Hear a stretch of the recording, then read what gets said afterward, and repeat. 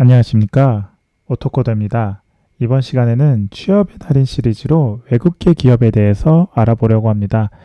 이번 시간은 사실 강의라고 하기보다는 제 개인적인 생각 그리고 경험에 근거하여 외국계 기업이 어떤 기업인지에 대한 부분을 구독자분과 여러분들께 좀 같이 공유하고 알려드리는 차원에서 이번 시간을 준비했고요. 다분히 제 개인적인 지극히 주관적인 생각임을 참고 부탁드립니다. 여러분들이 혹시 일반 저희 국내 기업이나 아니면 이제 대기업이나 중견기업에 계신 분들이 외국계 기업으로 이직을 희망을 하실 때 조금 더 참고하실 수 있는 사항으로 되시면 좋을 것 같습니다. 먼저 제 이력을 사전에 좀 말씀드리면 제 이력은 처음에 스타트는 외국계 기업에서 시작을 했습니다. 정말 운이 좋게 글로벌 외국계 기업 중에 글로벌 대기업 약 80개가 넘는 외국계 지사가 있었고 그 당시에 그 중에 이제 한국 지사에 제가 이제 그 인프라 보안 담당자로 일단은 근무를 시작을 했었거든요. 개인적으로 그때 제 경험이 굉장히 소중했고 굉장히 즐거웠습니다. 왜냐하면 일반적으로 제가 듣지 못한 기업에 대한 그 분위기와는 조금 다른 분위기를 첫 사회생활을 시작할 때 경험했거든요. 그러다 보니까 현재는 지금 국내 대기업에 있지만 과거에 이제 외국계 기업이랑은 많이 비교가 되고 이런 부분은 좀 외국계 기업이 더 좋았던 것 같다. 이 부분은 조금 아쉬웠던 부분이 있었던 것 같다라는 생각이 개인적으로 드문드문 들어서 이 부분도 같이 이제 구독자분들과 여러분들께 한번 공유를 드리면 좀 좋을 것 같아서 이번 시간에 같이 준비를 했습니다. 먼저 외국계 기업 중에 제가 좀 몇 가지 질문을 받았던 것 중에 하나가 일단 Q&A 위주로 일단 질문을 먼저 받았던 것 위주로 말씀드리면 참고로 제가 지금 와콤을 처음 쓰거든요. 구매를 해놓고 처음 쓰는데 제가 글씨를 잘 못 쓸 수 있어요. 근데 이제 여러분들과 함께하는 강의 즉 소통하는 자리로 이제 글씨를 쓰면서 여러분들과 같이 소통하는 의미로 좀 하고 싶어가지고 이번 와콤을 써보려고 하는데 글씨가 많이 조금 악필이어도 좀 양해 부탁드립니다. 제가 글씨를 잘 쓰진 못했어요, 사실 지금까지. 근데 좀 여러분들과 함께 하려고 하는 점, 네, 참고 부탁드리고 일단 연봉을 먼저 말씀드리면 제가 연봉 이 얘기 좀 많이 질문 받았거든요. 외국계 기업은 연봉은 어떠냐? 이거는 사실 약간 케이스 바이 케이스예요. 케바케라고 하죠. 케이스 바이 케이스. 왜냐하면 여러분들 국내 기업이든 특히 대기업이든 해당 기업들마다 연봉 테이블이 정해져 있어요. 우리 회사가 줄 수 있는 금액은 여기까지고 현재는 뭐 삼성은 프로로 통일을 했고 뭐 SK는 매니저로 뭐 통일을 했고 이런 식으로 이제 직급들을 많이 이제 통합을 했지만 과거 한국 기업들은 대부분 이제 뭐 일본 기업도 마찬가지죠. 사원 지금은 많이 없었지만 주임, 대리, 과장, 차장, 부장 이런 식으로 뭐 이사 뭐 상무, 전무, 부사장, 사장 이런 식의 약간의 틀에 박힌 그런 이제 타이틀이 있었거든요. 그 타이틀에 맞는 연봉의 레인지가 각각 있었어요. 그런데 대기업 같은 경우는 이러한 레인지를 벗어나면은 사실상 내가 이직을 하면서 해당 기업의 최종 오퍼를 받고 금액을 받았을 때 내가 갖고 있는 연봉, 지금 받고 있는 연봉보다 더 줄어드는 케이스도 있어요. 왜냐하면 누구누구 씨는 지금 저희 회사에서 연봉 최종 오퍼를 받으셨는데 사실상 저희가 누구누구 씨의 연차가 현재 뭐 12년, 10년 차라고 하면은 과장급이어가지고 과장급에 맞는 연봉밖에 못 드립니다. 이 부분은 어떻게 뭐 좀 참고하셔서 고려해달라고 얘기를 하는 케이스는 저는 많이 봤고 실제로 저 역시 그런 케이스로 최종적으로 모 대기업에 이직을 하려고 했지만 연봉이 안 맞아가지고 거절을 했던 사례도 있거든요. 그런 식으로 한국 기업들은 그러한 틀에 박힌 연봉 테이블이 내부적으로 이제 인비죠. 인사비 밀문으로 이제 있는 건데 인비로 이제 그런 부분들을 좀 데이터를 갖고 있어요. 반면에 외국계 기업과 그 한국 기업과 달리 외국계 기업은 이러한 케이스가 많이 없는 편이라고 보시면 돼요. 왜냐하면 서로가 어떤 연봉을 받고 있는지 이런 거에 대한 데이터가 아무도 없고 특히나 외국계 시장은 외국계 기업 같은 경우는 굉장히 자유롭게 기업들이 움직이세요. 그래서 생각보다 근속연수가 긴 분들이 많지가 않거든요. 국내 대기업에 비해. 그렇기 때문에 자유롭게 움직이시니까 그 연봉도 내가 유연하게 받을 수 있고 내가 그전 직장 대비 몇 퍼센트 오르고 어느 정도 오르는 거에 따라 또 이동할 수 있고 그렇기 때문에 왜 그 인사팀에서 HR에서는 그러한 연봉에 대한 제약 조건을 많이 두지는 않는 편이에요. 다만 연봉을 많이 제약 조건을 안 두지만 그래도 내부적으로 좀 갖고 있는 데이터들은 있을 거예요. 그래서 너무 거기에 상회하지 않는다면은 웬만하면 좀 플렉시블하게 수용해주는 편이고요.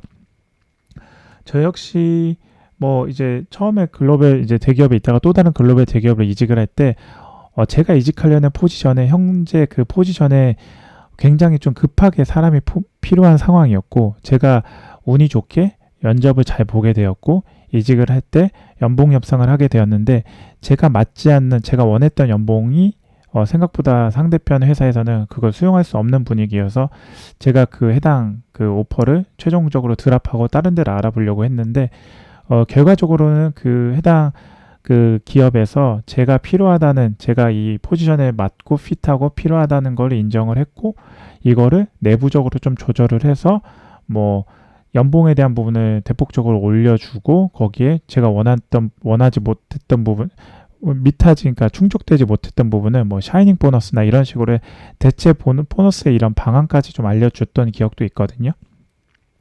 그런 케이스도 있기 때문에 연봉은 케이스 바이 케이스다 라고 보시면 되고요. 그래서 어떤 분들이 이제 외국계 기업으로 갈 때 돈 연봉 많이 받나요? 뭐 복지는 어떠나요? 물어보시는 분들이 있는데 이건 연봉은 케이스 바이 케이스다 라고 보시면 됩니다. 그리고 두 번째는 워라밸 어떠나요?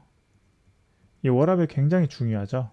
자, 저희 MZ세대도 많잖아요. 이 워라밸이 굉장히 중요하고 사실상 이 워라밸은 이것도 약간 케이스 바이 케이스인데 제가 느끼는 일반적인 그냥 이건 제 편견일 수도 있고 제가 생각하는 개인적인 의견일 수 있습니다. 워라밸은 제가 개인적으로 생각하기에는 외국계 기업이 국내 대기업 기준보다는 더 낮다고 생각합니다. 그 근거를 말씀드릴게요. 워라밸은 국내 대기업이라고 일단은 했을 때 굿이라고 제가 평가를 하겠습니다. 그 왜 그러냐면 외국계 기업은 글로벌적으로는 대기업일 수 있어요. 뭐 예를 들면 어떤 데가 있을 거예요. AWS나 이런 쪽은 사실상 한국 AWS 코리아도 굉장히 바쁘고 마이크로소프트 코리아도 굉장히 바쁘지만 뭐 일반적인 그냥 외국계 기업으로 따졌을 때 하나의 한국의 지사에 불과하거든요. 브랜치예요. 이제 헤드오피스가 아니에요. 그러다 보니까 어떠한 정책이나 어떠한 의사결정들이 국내에서 자체적으로 수행하는 것도 있지만 본사나 APEC, 아시아 패시픽이죠. 뭐 대표적으로 이제 싱가포르나 홍콩에 있는데 요즘엔 거의 싱가포르나 말레이시아 쪽으로 많이 옮기고 있는 편이라고 들었어요. 홍콩이 이제 대외적으로 불안정하기 때문에 이런 식으로 이 APEC이나 헤드오피스에서 떨어지는 업무들에 대한 부분으로 정책이나 뭐 관리적인 부분이 기획이 되고 한국의 현지 실정에 맞춰가지고 적용하라는 케이스로 다가올 수 있거든요. 이 말이 어떤 거냐면 국내 대기업 같은 경우는 제가 현재 국내 대기업에 있지만 어떤 정책이나 이런 걸 할 때 반대로 우리가 해외 현지 법인에 있는 곳까지 저희가 기획을 하고 그거에 대해서 전략을 짜고 전략을 한 거에 대한 성과물을 하기 위한 그 POC, Proof of Concept이라고 이제 테스트를 해보고 그리고 이걸 실제로 도입을 하겠다 그러면 뭐 BMT라고 부르죠. 벤치마켓 테스트로 해서 타사 뭐 다른 회사에 대한 부분을 테스트를 한번 해보고 다른 회사에 대한 부분도 이제 레퍼런스 참고해가지고 테스트 해보고 이런 식으로 굉장히 할 일이 많거든요. 반면에 외국계 기업 같은 경우는 우리가 뭐 예를 들면 셀스포스를 이제 도입을 하겠다 하면은 이미 본사에서는 셀스포스를 이용을 하고 뭐 아닌 케이스도 많아요. 근데 본사에서 이용하면서 셀스포스라는 CRM에 대한 그 사스형 시스템을 국내 지사, 해외 지사까지 확장을 시키면서 우리 이런 식으로 이제 시스템을 만들었으니까 너네도 이렇게 이용을 해. 대신 니네 계정은 이런 거고 니네 설정은 어떻게 해야 되고 이런 부분들을 잉글리시 닥스로 이제 영어 이제 PDF나 다큐멘테이션으로 쭉 나오고 이거를 공유하면서 그 현지 실정에 맞춰서 이용을 할 수 있게끔 하는 편이에요. 그렇기 때문에 내가 생각보다 어떠한 기획하고 전략적으로 고민해서 이거를 이행을 해야 되는 부분이 상대적으로 국내 대기업, 본사인 국내 대기업에 비하면 상대적으로 좀 적다라고 보시면 될 것 같아요. 이게 어떤 차이가 있냐면 여러분들 왜 대기업이나 다른 데서 왜 이렇게 많은 사람들이 야근을 하시는지 아실까요? 왜냐하면 이게 일종의 약간 관행도 있을 수 있는데 내가 윗사람, 특히나 내 헤드, 그리고 내 임원 쪽으로 어떠한 보고를 하기 위한 자료를 만들고 의사결정을 할 수 있는 거에 대한 부분을 고민하고 이거를 약간 기획하는 단계에서 굉장히 많은 시간이 소비가 돼요. 단순히 오퍼레이션적인 업무였으면 그렇게 그냥 빨리빨리 처리하고 끝내는데 고민하고 기획하고 그 다음에 이거를 적용하기 위해서 다른 사람들과 커뮤니케이션을 하고 인터뷰를 하고 이해관계를 맞추려고 노력하는 과정에서 굉장히 많은 시간 소모가 되고 그게 곧 야근으로 이어지거든요. 반면에 외국계는 딱 좀 명확하게 이러한 규정들이 나와 있는 게 이미 본사에서 뭐 독일이 될 수 있고 미국이 될 수도 있고 뭐 중국이 될 수 있고 일본이 될 수 있고 이런 곳에서 이미 결정이 됐고 그걸 단순히 현지 법인에서 현재 법에 맞춰 가지고 좀 고민해서 조금씩 수정을 해라 이런 식으로 다가오기 때문에 이거는 조금 더 훨씬 더 편한 워라밸을 가질 수 있는 기반이 되는 거죠. 왜냐하면 전체를 고민할 필요 없이 일부만 고민을 하기 때문에. 그렇기 때문에 워라밸은 상대적으로 좋은 편이라고 보시면 되고요. 그렇다면 업무는 어떨까? 자, 업무죠. 업무는 죄송합니다. 네, 제가 익숙하지 않아가지고 좀 더 많이 익숙해지면 여러분들께 조금 더 좋은 컨텐츠로 조금 더 좋은 포맷으로 선보이도록 하겠습니다. 자, 업무는 어떠냐? 업무는 조금 디테일한 것까지 하셔야 돼요. 이게 어떤 의미냐? 자, JD를 한번 보신 적이 있으실까요? 외국계 기업의 JD? 제가 예전에 피플앤잡이라는 사이트를 한번 이제 제가 웹 크롤링을 한번 했던 적이 있는데 그 JD를 보시면 죄송합니다.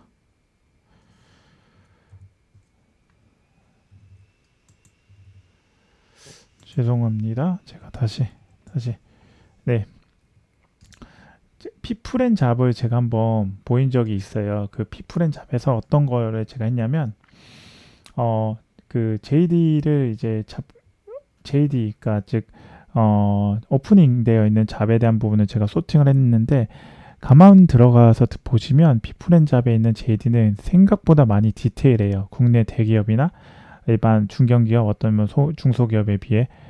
왜냐하면 외국계 기업은 상대적으로 내가 딥다이브하게 들어가는 것도 있는데 내가 일당백으로 처리해야 되는 게 굉장히 많아요.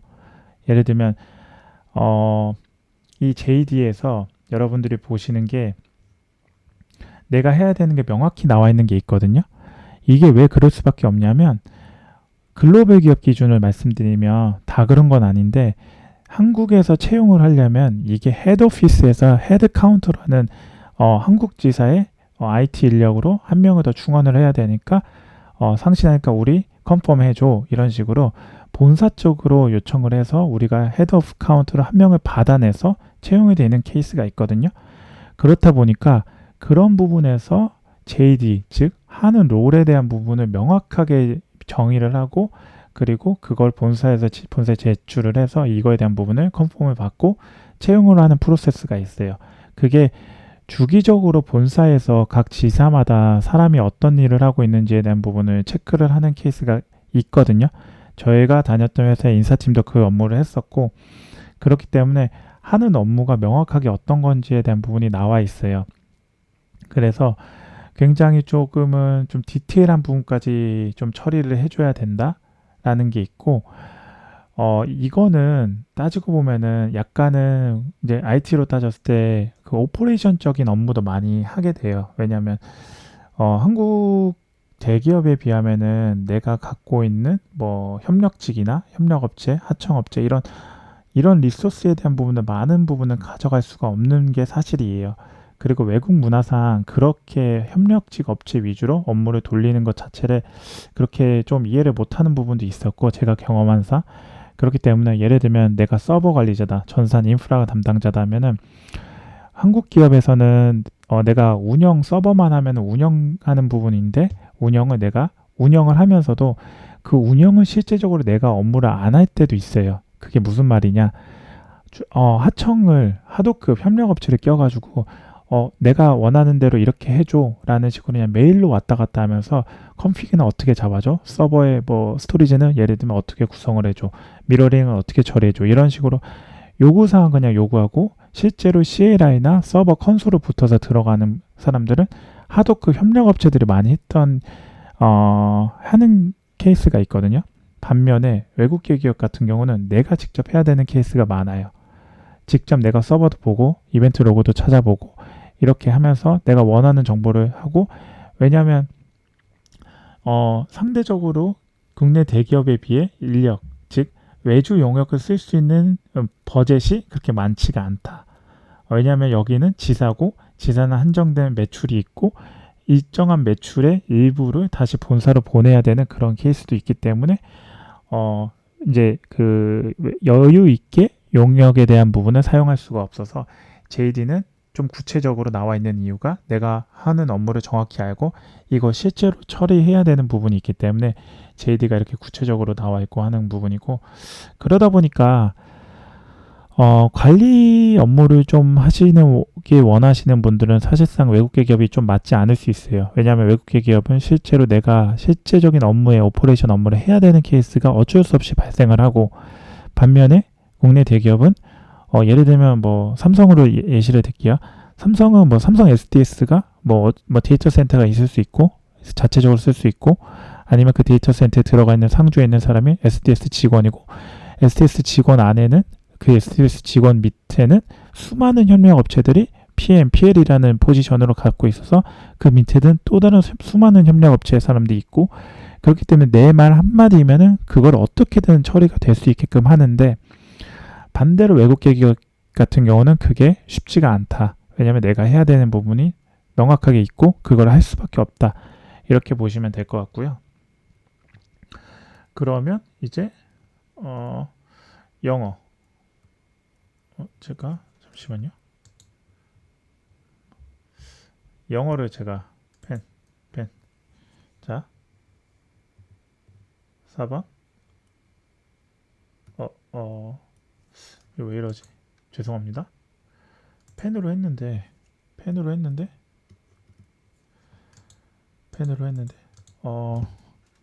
죄송해요. 유지하고 다시 이게 제가 좀 익숙하지가 않아요. 좀 익숙해지면 빠르게 익숙해지도록 제가 할게요. 네. 그냥 여기서 이거 그냥 제가 죄송한데 그 바로 노트패드로 해가지고 제가 노트패드 하면서 그냥 노트패드로 제가 칠게요. 이게 더 나을 것 같다. 제가 조금 더 익숙해지고 여러분들께 이 패드를 쓸 수 있도록 하겠습니다. 일단 여기서 나머지를 일단 좀 쓰면은 외주 용역은 제가 일단 좀 어려울 수 있다 그랬고 자 잠시만요. 이거 일단은 치우고 치우고 일단은 나머지를 제가 보여드리려고 일단 키보드를 다시 가져와서 자 연봉이 아니라 영어죠. 자 영어는 이것도 회사마다 좀 다른데 저 같은 케이스는 굉장히 중요했어요. 왜냐하면 영어는 많은 사람들과 대화를 하는데 가장 기본이 되었고 그리고 심지어 제 보스, 제 팀장이 영어였어요. 팀 매니저가 영어를 쓰는 외국인이었어요. 그러고 제 옆 사람이 제 옆에 앉았던 친구가 현지인이 한국 지사에 이제 주재원으로 나와 있던 친구였고 그렇기 때문에 영어를 쓸 수밖에 없었던 상황이었어요. 이게 이제 뭐 영어 뭐 독일 쪽이면은 뭐 영어를 많이 쓰고 일본계면은 사실상 일본어도 많이 쓸 수밖에 없어요. 중국계도 마찬가지로 중국어를 쓸 수밖에 없고, 근데 기본은 영어다. 영어를 쓰실 수밖에 없고, 그럼 영어를 도대체 어느 정도로 써야 되냐? 일단은 프리토킹이 돼야 됩니다. 단도직입적으로 말씀드리면 커뮤니케이션이 돼야 돼요. 왜냐하면 캔틴, 커피를 마시러 캔틴에서 있을 수도 있고, 아니면 실제로 이제 컨퍼런스나 아니면 미팅을 할 때 뭐 대부분의 영어로 진행이 되는 케이스가 많아요. 왜냐하면 글로벌과 함께하는 프로젝트가 많고, 그 글로벌과 프로젝트를 하면서 호스트가 이제 글로벌 이제 에이펙이나 헤드오피스에서 주관을 하겠죠. 그러면 그 호스트나 아니면 프레젠터가 말하는 것들을 내가 알아듣고 내 한국 지사에서 어떤 일이 일어나고 있는지에 대한 부분도 같이 쉐어를 해줘야 돼요. 그러면서 같이 고민을 해주고 이럴 때 영어를 쓸 수밖에 없고, 그 부분에서는 조금 많은 스트레스를 받을 수 있을 거예요. 외국계에 다니신 분들이. 그런데 이게 조금 익숙해지고 이러면 오히려 문화가 더 깔끔하고, 왜냐면 난 이거 내가 담당자야. 내가 담당자기 때문에 아레나 부분에서 내가 담당자고, 수많은 이제 그 위에 하이어키 구조로 이 보고 라인이 그렇게 국내 대기업에 비보다는 좀 많이 좀 약하다라는 부분에서 내가 좀 업무를 좀 능동적으로 재미있게 처리할 수 있는 게 외국계 기업이라고 보시면 돼요. 영어적인 부분은 좀 스트레스 받을 수 있어서 저 같은 경우는 영어는 잠깐만요. 영어는 커뮤니케이션이 가능할 정도. 저 같은 경우는 영어를 지금도 공부를 하고 있거든요. 사실 왜냐하면 제가 지금 국내 대기업에 있지만 언제 또 외국계로 넘어갈 수 있는 거고, 반면에 국내 대기업에서도 요즘 현지뿐만 아니라 해외 사업도 많이 넓히고 있기 때문에 해외 사업의 기본인 영어를 내가 커뮤니케이션 해야 되는 상황이 있을 경우를 대비해서 영어 공부도 하게 되는데요. 영어 같은 경우는 뭐 전화 영어를 할 수도 있고, 뭐 화상 영어를 할 수도 있고, 학원을 갈 수도 있고, 뭐 개인적으로 혼자 공부할 수도 있고, 다양합니다. 근데 저는 주로 전화 영어든 뭐 화상 영어든 그런 것도 이용을 하고, 일정 그 영어나 어떤 다른 외국어는 제가 전공은 아니지만 어느 정도의 패턴은 있다고 생각을 해요. 그 패턴이 뭐 영어로 커뮤니케이션 할 수 있는데, 예를 들면 뭐 how do you like, 뭐 예를 들면 what about, 이런 식으로 좀 조금의 일정 정도의 패턴이 있는 표현들이 있거든요. 이것들을 좀 익히려고 노력을 했어요. 그게 인터넷에서 서칭을 할 수도 있고, 일반 이제 뭐 예스24나 교보문고에 어떤 서적으로 나와 있는 뭐 비즈니스 영어에 대한 부분은 책을 읽으면서 그거 계속 무한 반복을 하는 거죠. 내가 아는 표현들은 한번 써보고, 직접 표현을 한번 써보고, 혼자 내가 허공에서 한번 말을 해보고, 그리고 발음을 한번 해보고, 이런 식으로 내가 알고 모르고를 좀 체크를 하고, 모르는 표현 위주로 좀 학습을 하려고 노력을 했고, 이걸 좀 자연스럽게 말하려고, 예를 들면 어떠한 이제 뭐 컨퍼런스나 이런 게 없다면은 뭐 전화 영어든 화상 영어든 선생님한테 이걸 가정해 달라고 하고 나한테 질문을 해줘. 그랬을 때 내가 이렇게 대답을 하겠다는 거 내가 마음을 먹고 배운 걸 한번 그때 연습을 하는 거죠. 사실 화상 영어, 전화 영어 많이 쓰이지만 제가 봤을 때는 막 20분, 30분 이렇게 하는데 화상 전화 영어를 얼마나 많이 배우겠어요. 결국엔 내가 먼저 예습이 되어야 되고, 그 예습된 표현들 위주로 실천해서 써먹으려기 위해서 노력을 하는 모습이 좀 많은 좀 도움이 됐던 것 같습니다. 그리고 이제 뭐 영어까지 왔는데 또 어떤 게 있을까요? 일단은 뭐 영어까지 오고 커뮤니케이션은 이제 이 정도로 한다고 하면 될 것 같고요. 네, 제가 일단 지금까지 생각나는 부분은 이 정도예요. 뭐 연봉, 워라밸, 업무, 그 연봉, 영어가 이제 외국어죠. 그리고 영어에서는 추가적으로 말씀드리면 일반적으로 영어가 중요한데, 영어 이외에 제위 외국어가 가능하신 분들은 더 혜택이 좋을 수 있어요. 뭐 당연한 얘기지만, 왜냐하면 에이펙이든 이런 쪽은 싱가포르 이런 쪽도 있지만 중국은 뭐 아직까지 에이펙으로 하기에는 조금 제약상이 많아서 좀 어려운 부분이 있고, 일본이나 이쪽으로 됐을 때 일본에 에이펙이 있는 회사들이 제법 있거든요. 그럴 경우에 그 에이펙의 담당자가 일본 사람이고 에이펙에 출장을 갈 기회도 많고 해서 일본어가 가능하면 어떻게 보면 이제 좀 많은 유리할 수 있는 부분이고, 저는 뭐 제 개인적인 뭐 공부로 인해서 일단은 일본어도 어느 정도 비즈니스 레벨까지는 할 수 있는 자격이 돼서 실제로 일본 사람들과 영어 대신 일본어로 대화했던 케이스도 많았고요. 그리고 일본어로도 대화하면서 뭐 회식이나 이런 데서도 참석을 해서 좀 좋은 유대 관계를 맺은 적도 있어서 어떻게 보면 외국어가 가능하다는 거는 제2외국어가 가능하다는 건 굉장히 큰 메리트가 된다고 보시면 됩니다. 이거는 절대 뭐 따로 지금 사용을 안 한다고 그렇게 안 좋은 케이스가 아니라 사용할 수 있으면 굉장히 도움이 되고 실제로 채용을 할 때 인터뷰를 볼 때 혹시나 에이펙 담당자랑 이제 인터뷰를 할 수 있거든요. 그때 저는 실제로 에이펙 담당자가 일본 사람일 때 인터뷰를 할 때 그 일본 사람이랑 영어를 썼지만 간간히 일본어도 같이 쓰니까 굉장히 좋아했고 거기서 좋은 피드백을 받아서 최종 합격까지 하는 케이스도 있었거든요. 그거를 참고하시면 될 것 같고 네, 영어는 이 정도예요.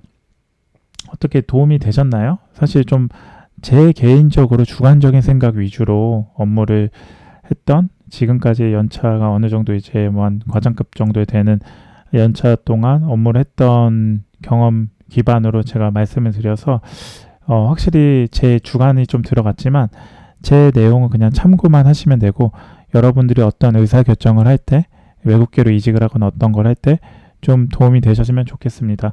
이 연봉 워라밸 업무 영어 이거 이외에 다른 부분도 굉장히 많아요. 그리고 이 안에서도 제가 말을 하지 못한 부분들이 굉장히 많은데 이 부분은 언제 한번 또 다른 시간을 잡아가지고 좀 다시 한번 공유를 하면서 여러분들 궁금해한 것 위주로 다시 한번 썰을 풀면서 말씀을 드리도록 하겠습니다.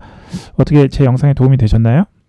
도움이 되셨다면 좋아요와 알람 설정, 구독 부탁드립니다. 그리고 댓글까지 함께 남겨주시면 제가 이 채널을 지속적으로 유지하고 컨텐츠를 개선하는데 큰 힘이 될 것 같습니다. 참고로 제가 이제 한 1000명 정도 육박하는 지금 구독자 수를 보유를 할 것 같아요. 그러면 어느 정도 이제 1000명 정도가 넘으면 제가 몇 명 분들을 그냥 감사의 의미로 그냥 무료 컨설팅을 진행을 해드리려고 하고 있으니까 댓글이나 이런 거 많이 응원해 주시면 그 부분 참고해 가지고 선별 과정에서 네, 좀 참고하도록 하겠습니다. 네, 제 긴 영상 봐주셔서 감사합니다.